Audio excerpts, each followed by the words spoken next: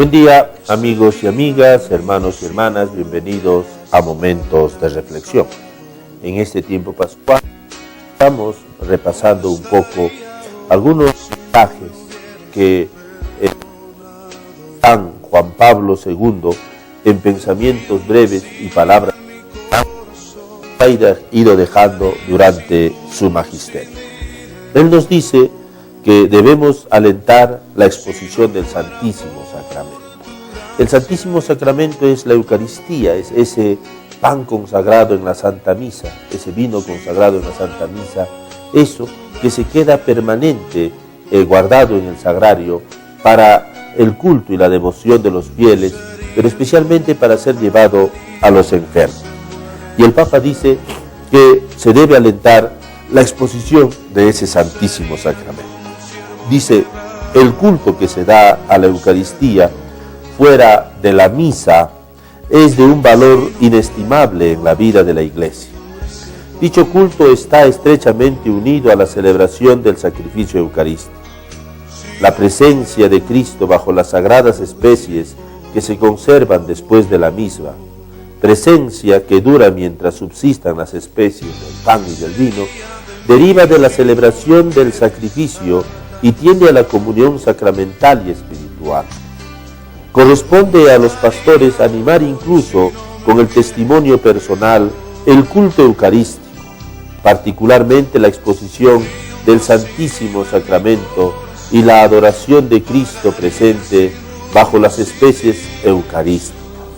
Esto lo dice en Eclesia de Eucaristía número 25. Y es que justamente alguno decía que pueden tener Santa Cena o pueden tener memorial si quieren ellos, o más que memorial, pueden tener una celebración más o menos parecida a la que hizo Jesucristo, los hermanos separados. Pero tienen la celebración, pero no tienen a Cristo, Eucaristía, no tienen a Cristo presente. Es cierto que ellos pueden decir lo que Jesucristo ha dicho, donde 2 o 3 estén reunidos, ahí estoy yo en medio de ellos. Eso es verdad, nosotros también lo enseñamos. Pero Jesucristo también dijo que hagamos eso en conmemoración suya, es decir, celebremos la Eucaristía y tengamos su cuerpo y su sangre presentes con nosotros cada vez que lo hagamos. Y por esa razón, el mejor modo de hacerlo notar a las personas es exponiéndolo. El mejor modo es haciéndoles ver que allí, en esa custodia, allí, en ese sagrario, allí, en ese pan, pan consagrado, se encuentra el mismo Jesucristo con su cuerpo, con su sangre, con su alma, con su divinidad. Es cierto que de repente tú y yo ahora no veamos materialmente otra cosa, pero es que te falta ese asombro eucarístico. Es que tú debes decir cómo Dios puede estar en ese pan. Una cosa pequeñita, una cosa insignificante, una cosa que los niños lo pueden agarrar y lo pueden manipular cualquier rato. Pues para que sepas la grandeza de Dios, la omnipotencia de Dios. Dios es tan sencillo, tan humilde, se humilla tanto, que hasta en esas especies particulares, sencillas y muy simples, se quiere quedar Él. No porque el cura lo mande, no porque la iglesia lo diga, sino porque es voluntad suya.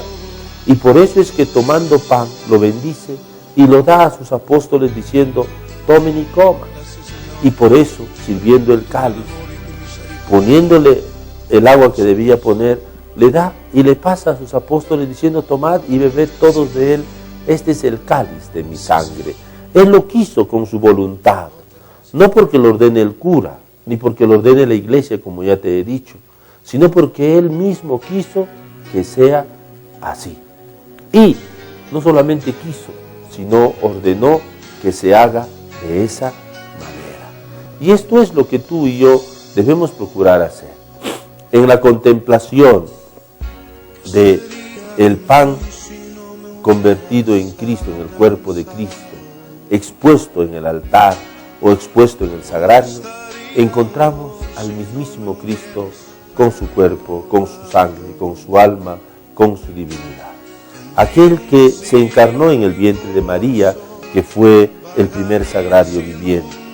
Aquel que tomó cuerpo y tomó sangre de las purísimas entrañas de la Virgen María, quien fue su primera custodia.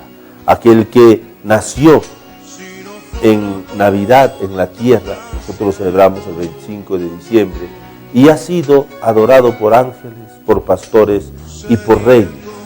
Aquel que a los 12 años se perdió, ¿no?, en el templo, porque tenía que ocuparse de las cosas de su padre. Aquel que se bautizó en tiempos de Juan el Bautista y sobre quien se posó el Espíritu Santo, oyéndose la voz del Padre que decía: este es mi Hijo predilecto, escuchen.